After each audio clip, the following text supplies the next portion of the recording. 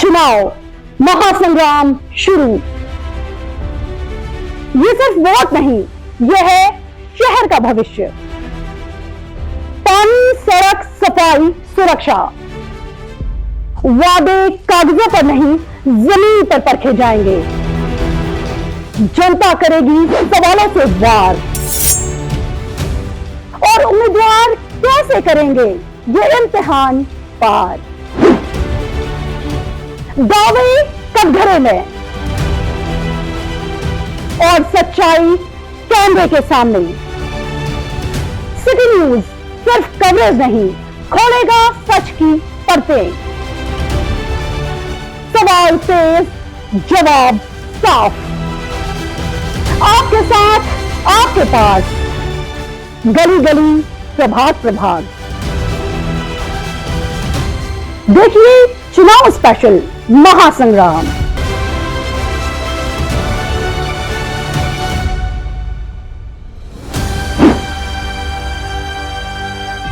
नमस्कार, city news रात्री 10च्या बुलेटिनमध्ये प्रेक्षकांचं मनपूर्वक स्वागत। आज दिनांक 9 जानेवारी 2026 वार शुक्रवार। बातमीची सुरुवात करूया सुविचार मालेने। मार्ग उघडतील, फक्त अडथळ्यांना भिडा आणि जिद्दीने उभे राहा। आजचं सूचना आपण बघितलं, आता बघूया बातमीपत्राच्या ठळक बातम्या। या हेडलाईन्सचे प्रायोजक आहेत बीटीपी यात्रा ग्रुप अमरावती।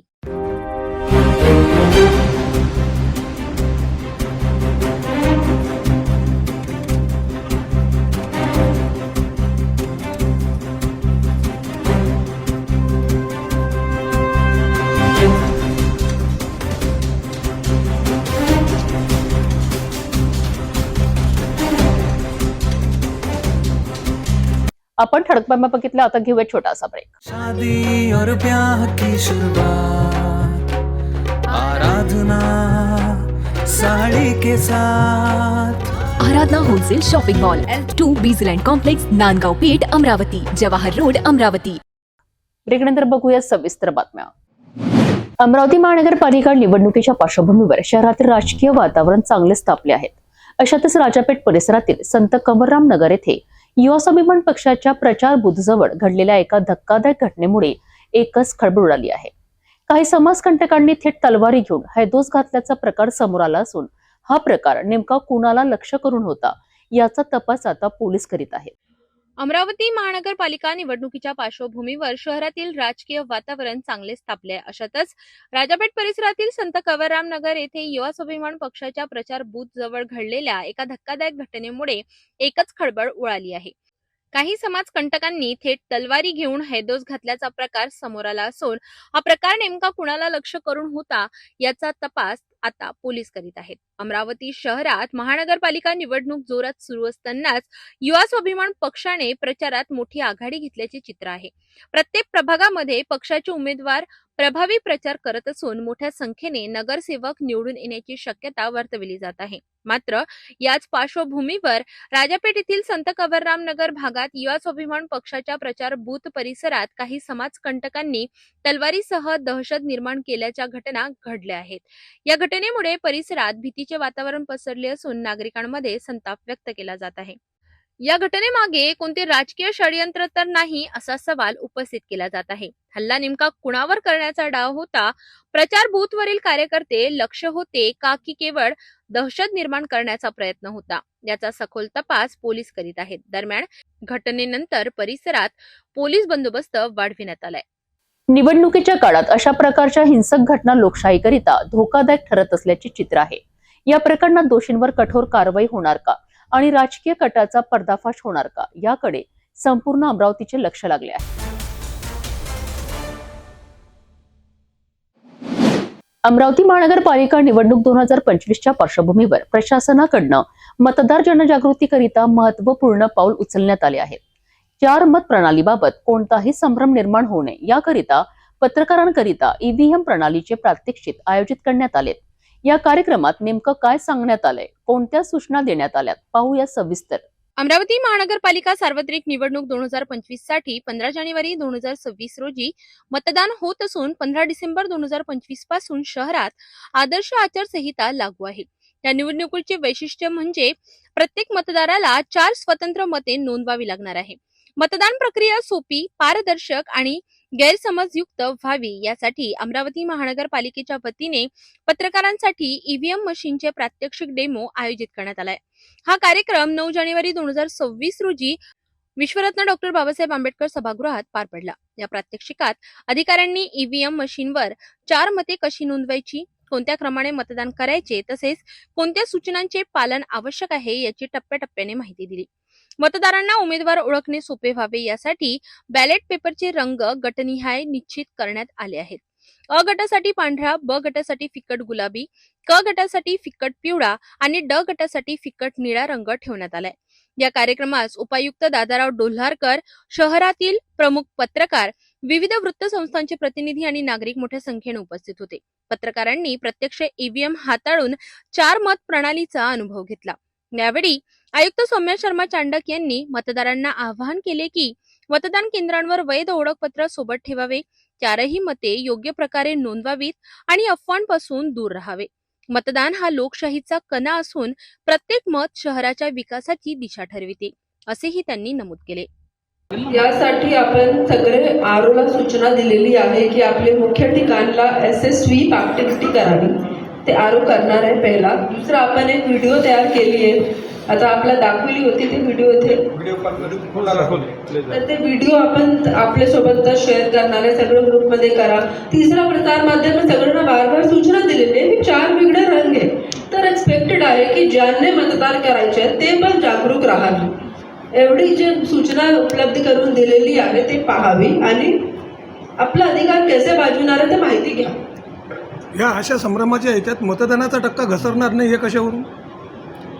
कारण नागरिकांना याच्याबद्दलची पूर्ण माहिती नाही. साधारणतः ही सगळी प्रोसिजर बघितली तर कमीत कमी 3 ते 4 मिनिटं लागणार असं वाटते साधारणतः. मतदान शिक्षित लोकांना 2 मिनिटं लागतील, 3 मिनिटं लागतील. अशिक्षित लोकांना ते संभ्रम निर्माण होईल किंवा थोडासा वेळ लागेल. एखादा बुजुर्ग असला, हे असला, अशा परिस्थितीमध्ये मतदानाचा टक्का कमी होणार नाही का?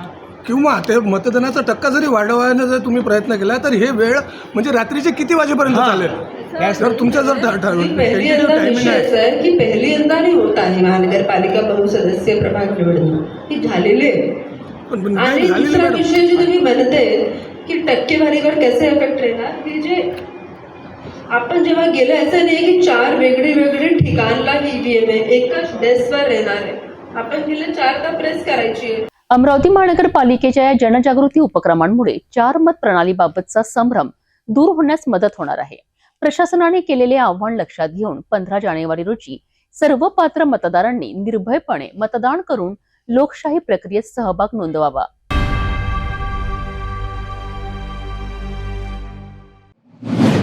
अमरावती महानगरपालिका निवडणुकीच्या पार्श्वभूमीवर राजकीय वातावरण तापू लागले असून युवा स्वाभिमान पक्षाने प्रचारात आघाडी घेतली आहे. प्रभाग क्रमांक 22 नवी वस्ती बडनेरा येथे आमदार रवी राणा स्वतः रस्त्यावर उतरून आपल्या उमेदवारांकरिता जोरदार प्रचार करताना दिसत आहेत. या प्रभागात युवा स्वाभिमान पक्षाच्या पाना या चिन्हाला नागरिकांचा प्रचंड प्रतिसाद मिळत असल्याचे चित्र आहे. अमरावती महानगरपालिका निवडणुकीच्या पार्श्वभूमीवर राजकीय वातावरण तापू लागले असून युवा स्वाभिमान पक्षाने प्रचारात आघाडी घेतली आहे.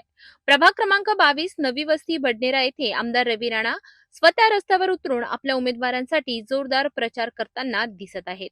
या प्रचारात युवा स्वाभिमान पक्षाचा पाना या चिन्हाला नागरिकांचा प्रचंड प्रतिसाद मिळत असल्याचे चित्र आहे.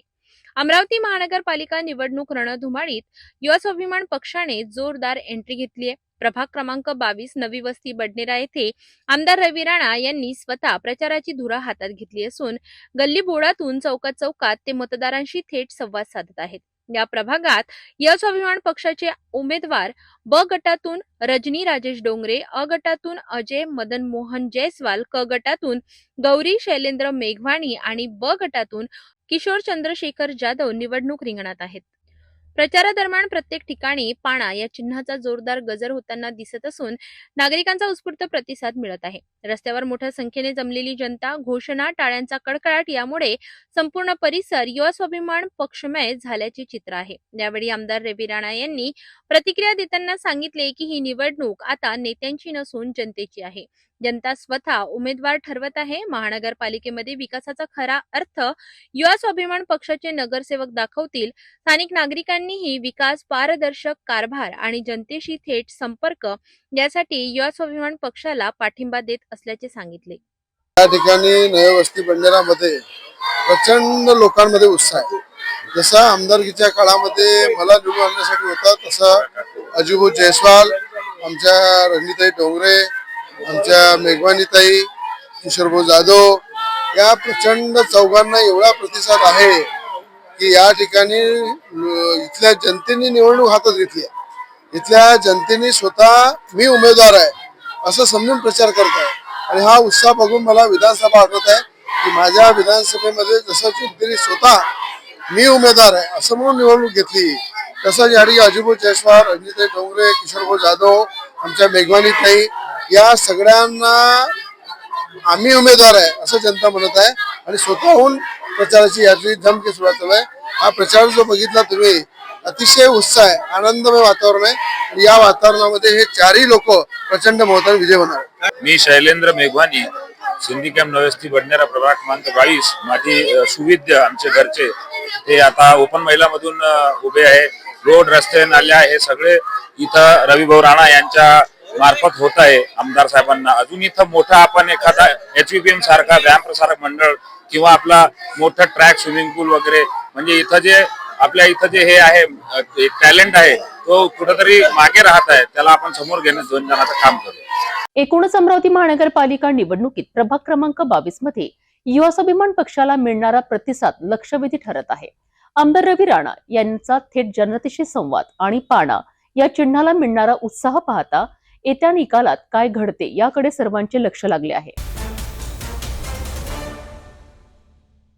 अमरावती महानगरपालिका निवडणुकीच्या पार्श्वभूमीवर राजकीय वातावरण चांगलेच तापू लागले आहेत.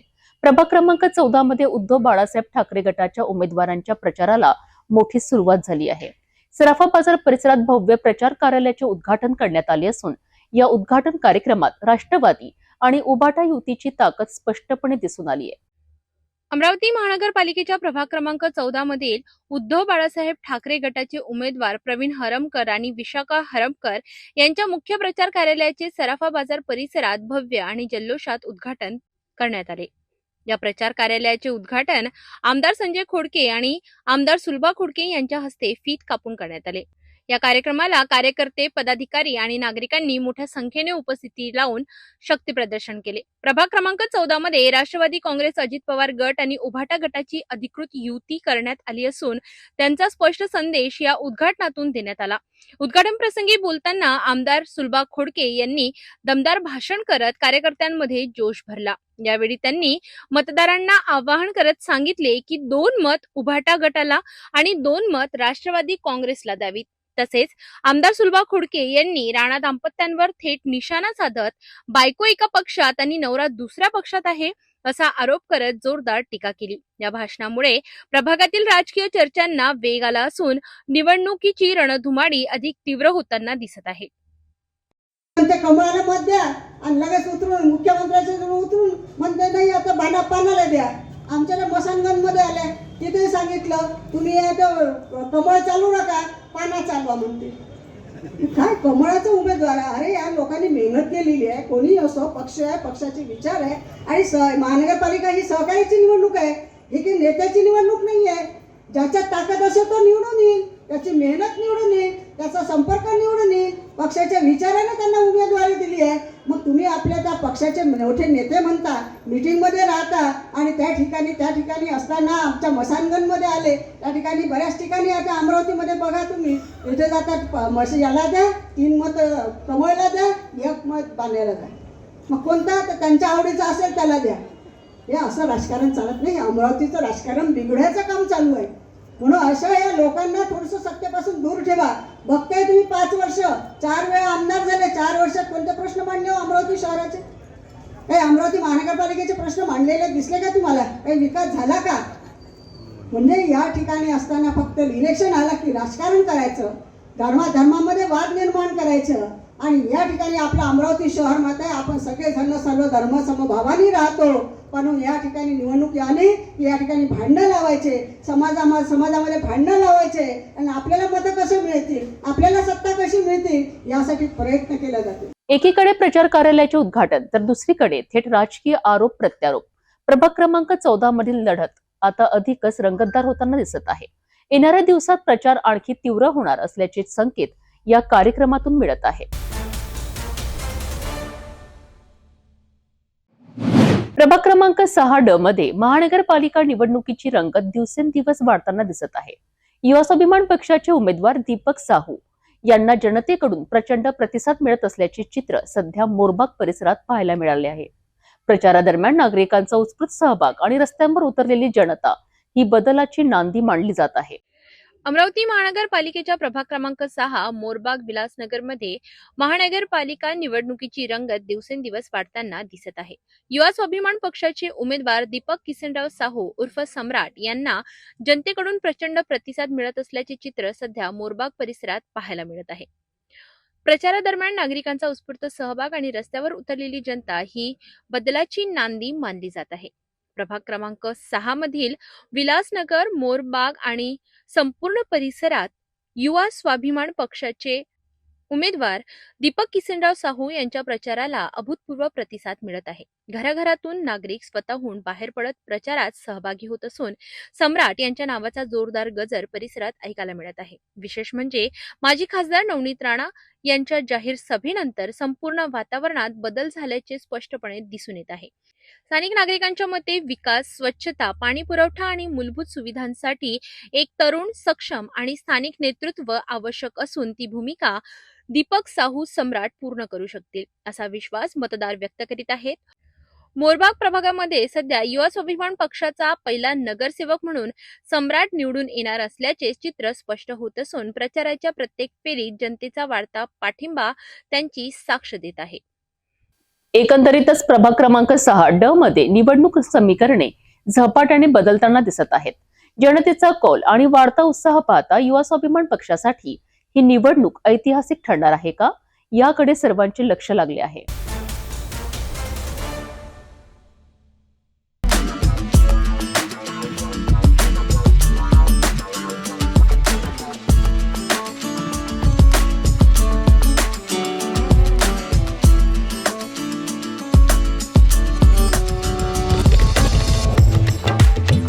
अमरावती महानगरपालिका निवडणूक 2026च्या पार्श्वभूमीवर शहरात राजकीय वातावरण तापले असून प्रभाग क्रमांक 13 अंबापेठ गोरक्षण परिसरात भारतीय जनता पार्टीच्या मुख्य प्रचार कार्यालयाचे उद्घाटन मोठ्या उत्साहात पार पडले आहे. भाजपचे वरिष्ठ नेते, उमेदवार आणि नागरिकांच्या उपस्थितीत हा कार्यक्रम पार पडलाय. महानगरपालिका निवडणूक 2026च्या रणधुमाळीत प्रभाग क्रमांक 13 गौरक्षण अंबापेठ येथे भारतीय जनता पार्टीच्या मुख्य प्रचार कार्यालयाचे उद्घाटन करण्यात आले. हे कार्यालय भाजपाचे ज्येष्ठ नेते संजय कुटे यांच्या हस्ते उद्घाटित करण्यात आले. या प्रसंगी भाजपाचे शहराध्यक्ष डॉक्टर नितीन धांडे, भाजप नेत्या व माजी खासदार नवनीत राणा यांची प्रमुख उपस्थिती होती. तसेच प्रभागातील 4ही उमेदवार, पदाधिकारी आणि कार्यकर्त्यांसह परिसरातील नागरिक मोठ्या संख्येने उपस्थित होते. यावेळी उपस्थित मान्यवरांनी कार्यकर्त्यांना मार्गदर्शन करत भाजपाच्या विकासात्मक धोरणांचा आढावा घेतला.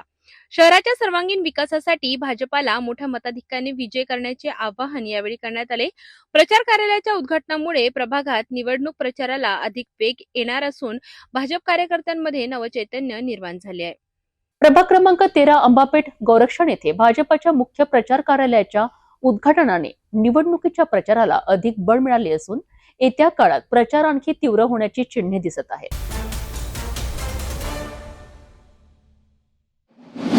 अमरावती महानगरपालिका निवडणुकीच्या रणधुमाळीत बेलपुरा परिसरात राजकीय वातावरण तापलेले पाहायला मिळालेत.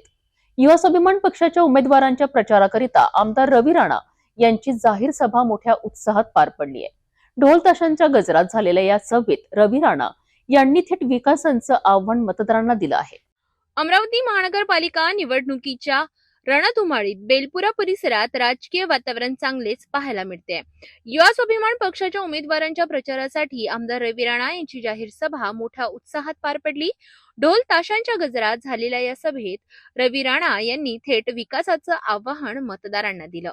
अमरावती महानगरपालिका निवडणुकीत प्रभाग क्रमांक 12 स्वामी विवेकानंद बेलपुरा येथून युवा स्वाभिमान पक्षाचे 4 उमेदवार निवडणुकीच्या रिंगणात उतरले आहेत. अनुसूचित जाती प्रवर्गातून अ वर्गातून संजय माहुलकर, ब वर्गातून ॲडव्होकेट प्रीती रेवणे बनारसे आणि क वर्गातून अर्चना गणेश ताल्हण तर ड वर्गातून निखिल आकोटकर निवडणूक लढवत आहेत.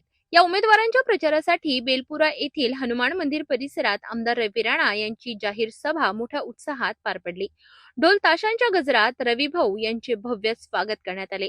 संपूर्ण परिसर पाना आया रे पाना या घोषणांनी दुमदुमून गेलं. सभेत बोलताना आमदार रवी राणा यांनी मतदारांना थेट आवाहन करत सांगितले की पाना या निवडणूक चिन्हासमोरील बटन दाबून अमरावती शहराचा विकास घडवून आणा. अमरावती महानगरपालिकेच्या विकासासाठी केंद्र व राज्य सरकारकडून निधी आणून देण्याची ग्वाही रवी राणा यांनी यावेळी केली. देवेंद्र फडणवीस यांच्या माध्यमातून महानगरपालिकेसाठी भरीव निधी मिळवून देण्याचा वादाही त्यांनी केला. सभेदरम्यान त्यांनी विरोधकांवरही टीका करत लोकसभा निवडणुकीचा संदर्भ देत गाडगेनगरमधील कटप्पा या उल्लेखाने उपस्थितांचे लक्ष वेधले. घड्याळाच्या चिन्हावर टीका करत घडीचे काटे उलटे फिरवा आणि पाण्याला बहुमत द्या असे आवाहन त्यांनी केले. तसेच महानगरपालिका निवडणूक निकालांच्या दुसऱ्या दिवशी पुन्हा दिवाळी साजरी करण्याची घोषणा करत दिवाळीचा किराणा आणि बहिणींना साडी देण्याचे आश्वासनही त्यांनी दिले. पण आता माझा कार्यकर्ता हा नगरसेवक झाला पाहिजे याच्यासाठी मी तुम्हाला आशीर्वाद मागायला आलेलो आहे. आणि त्या ठिकाणी जर महानगरपालिकेमध्ये हे 4 नगरसेवक जर गेले तर मी तुम्हाला विश्वास देतो त्या महानगरपालिकेमध्ये आपलं सुद्धा एक कॅबिन राहील. त्या कॅबिनमध्ये गरिबांसाठी खुर्च्या नाही बसत, हक्काची राहील. आपल्या कामासाठी आपण तिथे जाऊन कोणतंही काम करू शकतो. आता कोणतं काम निघालं शहरात गंगा साहित्य निवास रवी राणाकडे आपण येतो. मला तिथे जावं लागते. जर त्या ठिकाणी नगरसेवक आपले असले तर तुम्हाला स्वतः हक्काने ते जाता येईल आणि यांच्याकडून काम करून घेता येईल. या पद्धतीचे उमेदवार या ठिकाणी होते. या ठिकाणी आमच्या आदरणीय युवा आसन पार्टीचे ज्येष्ठ किशोरजी पिवार यांनी आपल्या भावना व्यक्त केल्या.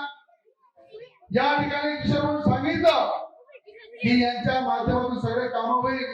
संजय भाऊ इंगासकरांनी सांगितलं, संगम मुक्तांनी सांगितलं. या ठिकाणी उपस्थित आमचे अरुण साहेब उपस्थित आहेत. आमचे माता समाजाचे नेते युवासन पार्टीचे ज्येष्ठ गणेशदासजी गायकवाड उपस्थित आहे, सागर लोखंडे उपस्थित आहे. या ठिकाणी अण्णा कुंभलकर आहे. सगळ्यांनी आपल्या भावना व्यक्त केल्या. पण मी तुम्हाला एवढं सांगणार आहे की या ठिकाणी आज अनेकांना तुम्ही महानगरपालिकेला संधी दिली.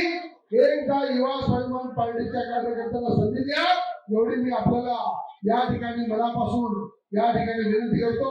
बेलपुरा परिसरात झालेल्या या जाहीर सभेमुळे युवा स्वाभिमान पक्षाच्या प्रचाराला चांगलाच वेग मिळाला आहे. आता मतदार पाना चिन्हाला कितपत पसंती देतात हे येणाऱ्या निकालातून स्पष्ट होणार आहे.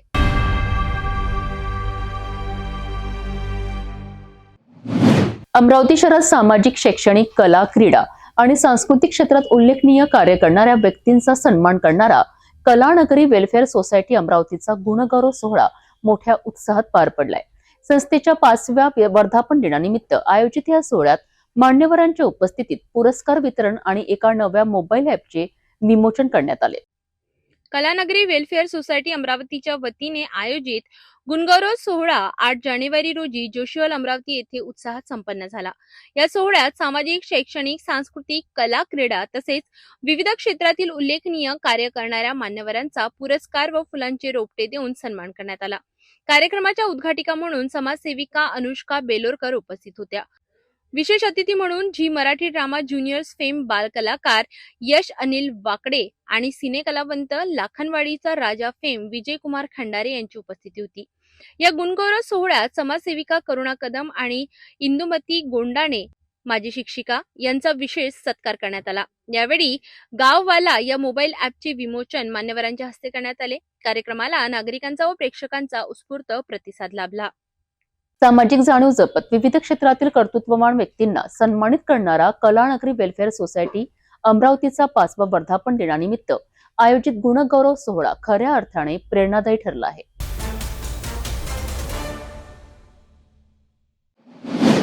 बडनेरा शहरातील रेल्वे उड्डाणपूल पुन्हा एकदा चर्चेत आला आहे. शुक्रवारी सकाळी उड्डाणपुलावर एक ट्रक नादुरुस्त झाल्याने नेहमीप्रमाणेच प्रचंड वाहतूक कोंडी झाली. वाहनधारक आणि प्रवाशांना तब्बल 1 ते 1.5 तास अडकून राहावे लागले. नेमकं काय घडलंय, पोलीस यंत्रणा कुठे कमी पडली आणि नागरिकांचा संताप का वाढतोय, बघूया. बडनेरा रेल्वे उड्डाण पुलावर पुन्हा एकदा वाहतुकीचा मोठा खोळंबा झाला. उड्डाण पुलावर एक ट्रक अचानक नादुरुस्त झाल्याने दोन्ही बाजूंनी वाहनांच्या लांबच लांब रांगा लागल्या. या मेगा जाममुळे अनेक प्रवासी, नोकरदार, विद्यार्थी तसेच रुग्णवाहिका आणि सार्वजनिक वाहतूक सेवा पूर्णपणे ठप्प झाली होती. वाहतूक सुरळीत होण्यासाठी नागरिकांना तब्बल 1 ते 1.5 तास प्रतीक्षा करावी लागली. या परिस्थितीत बडनेरा पोलिसांनी वाहतूक सुरळीत करण्याचा प्रयत्न केला. मात्र वाहतूक शाखेचा केवळ एकच कर्मचारी घटनास्थळी उपस्थित असल्याचे चित्र पाहायला मिळाले. तसेच बडनेरा पोलीस स्टेशनचे पोलीस निरीक्षक व इतर कर्मचारी स्वतः वाहतूक नियंत्रणात उतरले. मनुष्यबळ अपुरे असल्याने वाहतूक नियंत्रणावर परिणाम झाल्याचे स्पष्टपणे दिसून आले. वाहनांमध्ये अडकलेल्या अनेक प्रवाशांनी अखेर बसमधून उतरून पायदळ मार्ग काढण्याचा निर्णय घेतला. नागरिकांच्या मते या संपूर्ण समस्येचे मूळ कारण म्हणजे बडनेरा रेल्वे उड्डाणपुलाचे अत्यंत संथ गतीने सुरू असलेले बांधकाम. या अपूर्ण कामामुळे सातत्याने वाहतूक कोंडी होत असून नागरिकांना नाहक त्रास सहन करावा लागत आहे. तसेच वाहतूक पोलीस वेळेवर उपस्थित नसणे किंवा अपुरे मनुष्यबळ हे देखील मोठी समस्या असल्याचे नागरिक सांगतात. उपमुख्यमंत्री अजित पवार यांचा अमरावती दौरा असल्यामुळे पोलीस यंत्रणा इतरत्र व्यस्त असल्याची चर्चा देखील या घटनेनंतर रंगली होती. ट्रॅफिक जाम त्याला कारण काय? रस्ता रस्ता आहे ना, अरुंद रस्ता आहे, रस्ता खोटा पाहिजे, लोकांचे ऍक्सिडेंट होता. तिथं पोलिसाची काय ते वाहतूक पोलीस असतात, त्याचं काही नियोजन दिसत नाही आहे, काही दिसत नाही राहिलं, काहीच नियोजन नाही पोलिसांचं. एकीकडे स्मार्ट शहराची स्वप्न दाखवली जात असताना दुसरीकडे बडनेरा रेल्वे उड्डाणपूल नागरिकांकरिता डोकेदुखी ठरत आहे. वाहतूक कोंडींचा कायमस्वरूपी उपाय कधी होणार आणि प्रवाशांचा हा रोजचा त्रास कधी संपणार, हा प्रश्न अजूनही अनुत्तरितच आहे.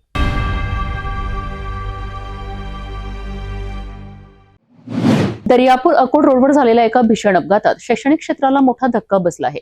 गुरुकुल BSc नर्सिंग कॉलेजचे प्राचार्य डॉक्टर बालासुब्रमणी नचिमुथू यांचा दुर्दैवी मृत्यू झाला आहे. माहेश्वरी भवन परिसरात झालेल्या या अपघाताने संपूर्ण दर्यापूर शहरासह शैक्षणिक वर्तुळात शोककळा पसरली आहे. दर्यापूर अकोट महामार्गावरील माहेश्वरी भवन परिसरात सकाळच्या सुमारास भीषण अपघाताची घटना घडली. Gurukul BSc nursing college Shiv road Daryapur येथे प्राचार्य म्हणून कार्यरत असलेले प्राध्यापक डॉक्टर बालासुब्रमणी नचिमुथू, मूळ रहिवासी तामिळनाडू, हे आपल्या बुलेट दुचाकीवरून काही कामासाठी जात असताना समोर असलेल्या ट्रकच्या मागील भागाला जोरदार धडक बसली आणि ही धडक इतकी भीषण होती की डॉक्टर नचिमुथू यांचा जागीच मृत्यू झाला. अपघातानंतर परिसरात एकच खळबळ उडाली. स्थानिक नागरिकांनी तत्काळ मदत कार्य सुरू केले, मात्र डॉक्टरांनी त्यांना मृत घोषित केले. दर्यापूर अकोट हा मार्ग वाहतुकीच्या दृष्टीने अत्यंत वर्दळीचा असून या परिसरात याआधीही अनेक अपघात घडले आहेत.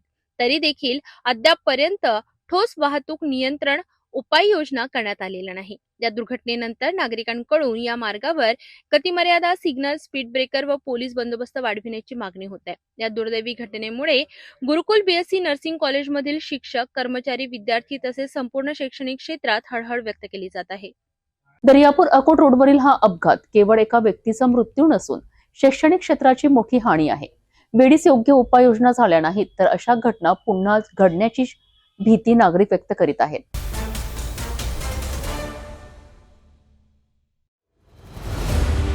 महानगरपालिका चुनाव महासंग्राम शुरू. ये सिर्फ वोट नहीं, ये है शहर का भविष्य. पानी, सड़क, सफाई, सुरक्षा. वादे कागजों पर नहीं, जमीन पर परखे जाएंगे. जनता करेगी सवालों से वार और उम्मीदवार कैसे करेंगे ये इम्तिहान पार. दावे कटघरे में और सच्चाई कैमरे के सामने. सिटी न्यूज सिर्फ कवरेज नहीं, खोलेगा सच की परतें. सवाल तेज, जवाब साफ. आपके साथ, आपके पास, गली गली, प्रभाग प्रभाग. देखिए चुनाव स्पेशल महासंग्राम।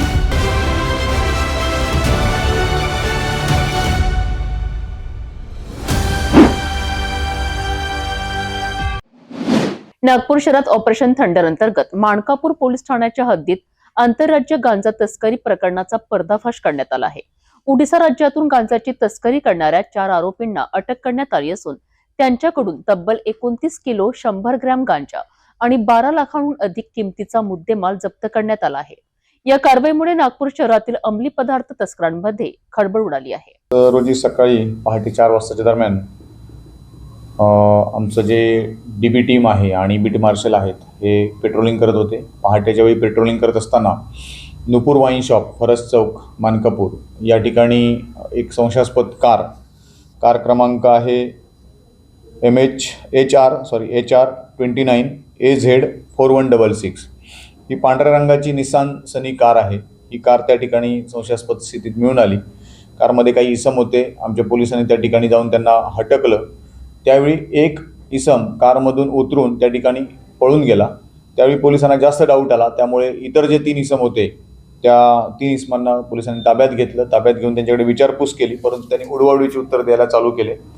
त्यानंतर त्यांच्या वाहनाची तपासणी केली असता वाहनामध्ये जी स्टेपनी ठेवायची जागा असते डिक्कीमध्ये, त्या डिक्कीमधील स्टेपनी ठेवायच्या जागी जो खोलगट भाग असतो त्या खोलगट भागाच्या वर एक पत्रा लावलेला होता आणि त्याला वेल्डिंग करून परमनंट ते पत्रा त्या ठिकाणी लावण्यात आलेला होता। अशा प्रकारे सिच्युएशन बघितल्यानंतर पोलिसांना जास्त संशय आला आणि त्या ठिकाणी मग थोडंसं चाचपणी केल्यानंतर असं दिसून आलं गांजा या पदार्थाचा त्या ठिकाणी वास येऊ लागला। उग्र वास जाणवल्यानंतर लक्षात आलं की गांजा असण्याची शक्यता आहे। त्यानुसार जे ताब्यात घेतलेले इसम होते त्यांच्याकडे देखील विचारपूस केली, तर त्यांनी देखील कबुली दिली की त्याच्यामधून गांजा हा अंमली पदार्थ आणलेला आहे आणि ते ओडिशा इथून आलेले आहेत। त्यानंतर मग आम्हाला माहिती मिळाली, त्याचप्रमाणे आम्ही रात्री इतर स्टाफना पहाटेच्या वेळी बोलून घेतलं आणि रिसर त्या ठिकाणी पंचांना बोलावून जी काही झडती प्रक्रिया आहे ती झडती प्रक्रिया पूर्ण करून तो जो मुद्देमाल होता गांजा हा जप्त केला। याच्यामध्ये झडतीमध्ये एकूण 29 किलो 100 ग्रॅम ज्याची मार्केट व्हॅल्यू 5,82,000 रुपये आहे। हा एवढा मोठ्या प्रमाणात कमर्शियल क्वांटिटी असलेला गांजा त्या ठिकाणी आम्हाला मिळून आला, तो जप्त करण्यात आला आहे। त्याच्याप्रमाणे जी पांढऱ्या रंगाची कार होती ती सुमारे 6 लाख रुपये किमतीची कार आणि त्याचप्रमाणे काही किरकोळ रोख रक्कम आणि आरोपींचे मोबाईल जे आहेत ते त्या ठिकाणी जप्त करण्यात आलेले आहेत आणि जप्त करून आरोपींविरुद्ध NDPS कायद्यानुसार गुन्हा दाखल करण्यात आलेला आहे। याच्यामध्ये आरोपी बलराम बुराडी, प्रदीप कुमार दास, सुरेंद्र पुजारी आणि जतीन खिल्लो हे सर्व ओडिसाचे राहणार आहेत आणि ओडिसा इथून प्रवास करून ते गांजा विक्रीसाठी नागपूर, मानकापूर या ठिकाणी आलेले होते। आता हा जो गांजा आहे हा कोणाला विक्री करणार होता याबाबत त्यांनी अद्याप माहिती दिलेली नाही, परंतु जो काही तांत्रिक तपास आहे तो करून आम्ही नेमकं कोणाला हा गांजा विक्री करण्यासाठी ते आलेले होते त्याचा देखील तपास करत आहोत आणि याच्यामध्ये अजून कडक कारवाई आरोपींविरुद्ध केली जाईल। आरोपींना माननीय न्यायालयामध्ये आज रोजी हजर करण्यात आलं। त्यांना दिनांक 15 जानेवारीपर्यंत पोलीस कोठडी रिमांड मंजूर केलेला आहे।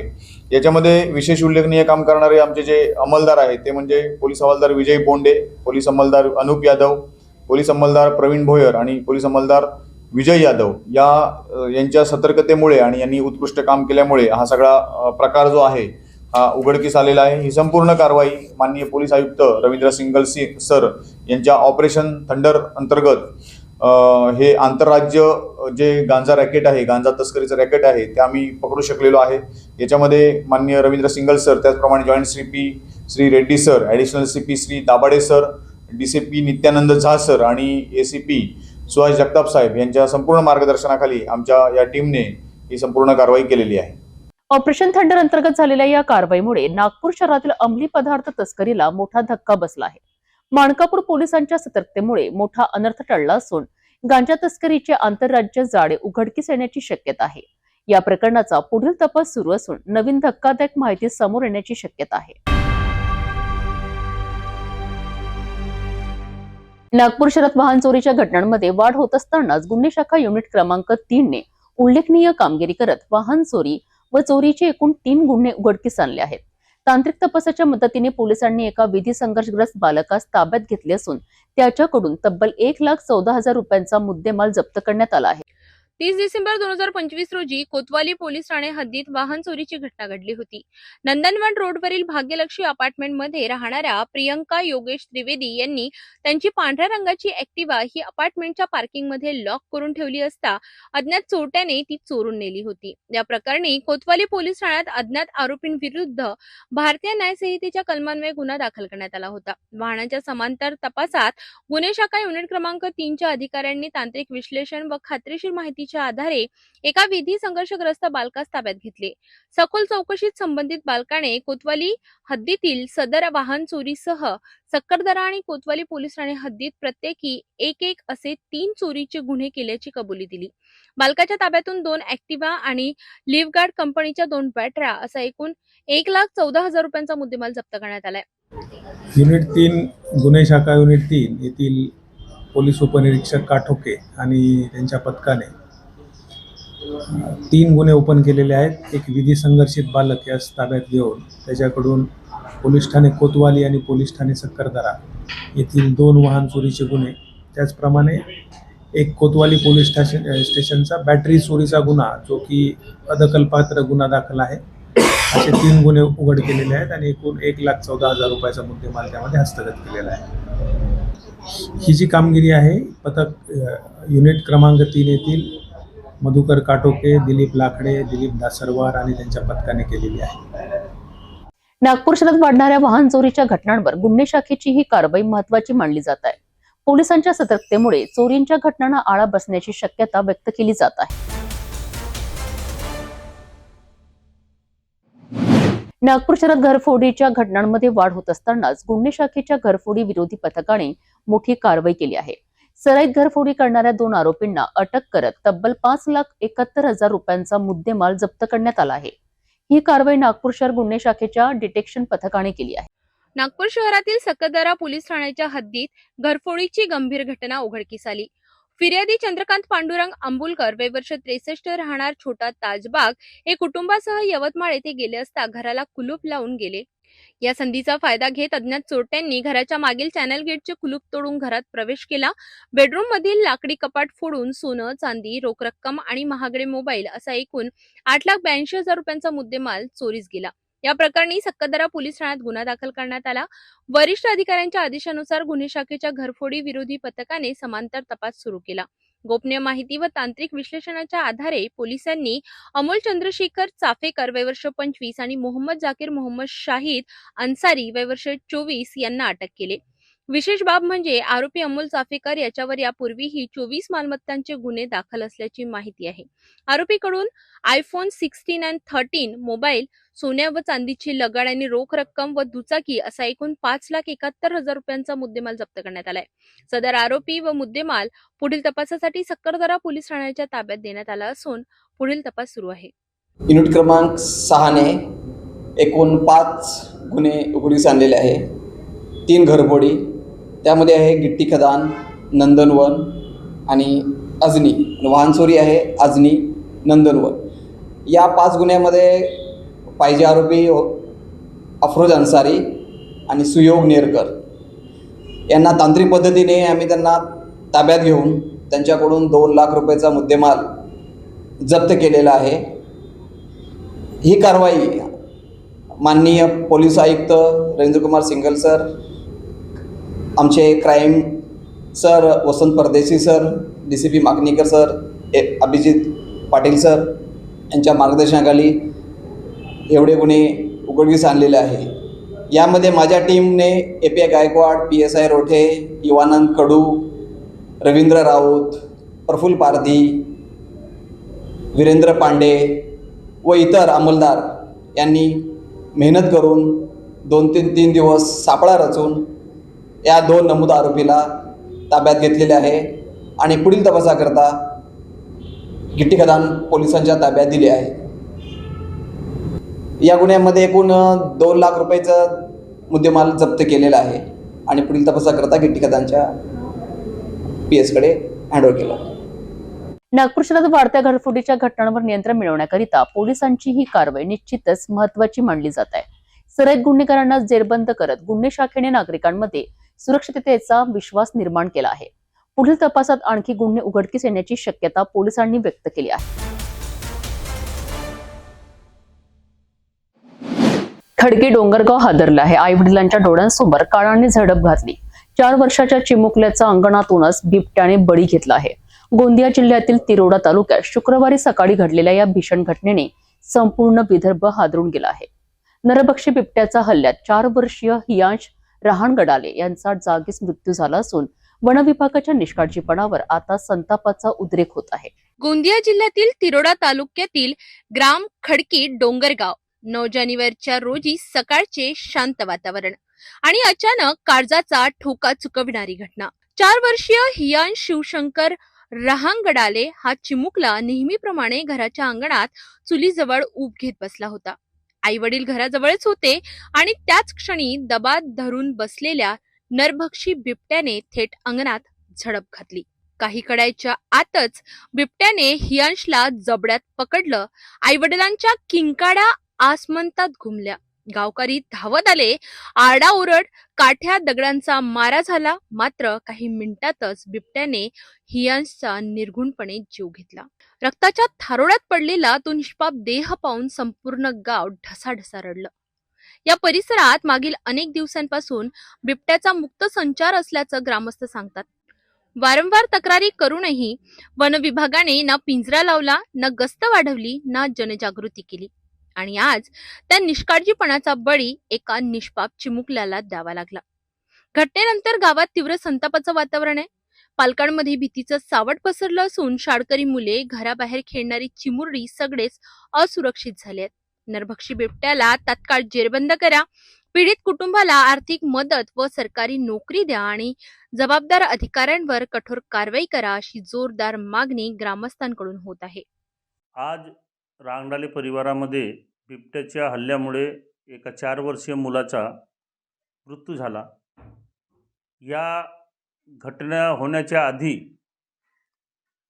फॉरेस्ट विभागाला 29 तारखेला जो बकरा तेजराज म्हणजे प्रभुदास तेजराज कटरे त्यांच्या बकरा नेला, त्याच वेळेस त्यांना सूचना करून सदर बाब त्यांच्या निदर्शनात आणून दिली आणि त्यानंतर लगेच दुसऱ्या दिवशी पत्र देऊन याच्यावरती तात्काळ उपाय करण्याची मागणी केली.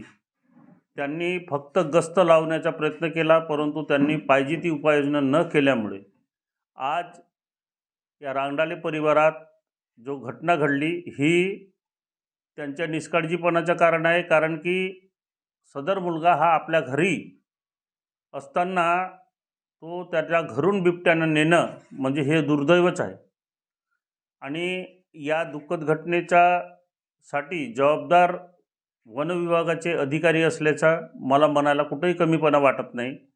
याचं कारण असं आहे की सूचना करून सुद्धा यांनी त्याला जेरबंद करण्याचा प्रयत्न केला नाही.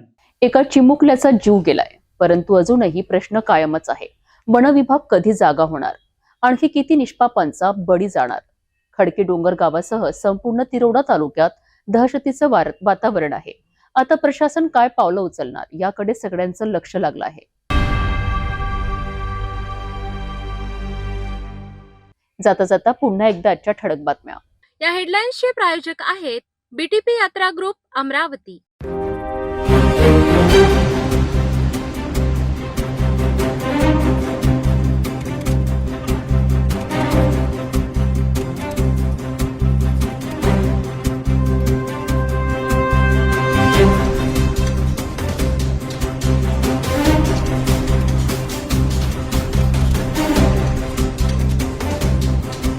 आपण आता सिटी चॅनल आपल्या टीव्हीवरही बघू शकता. यामध्ये next channel 117, Jio channel 872, GTPL channel 73, Fastway channel 256 वर बघू शकाल.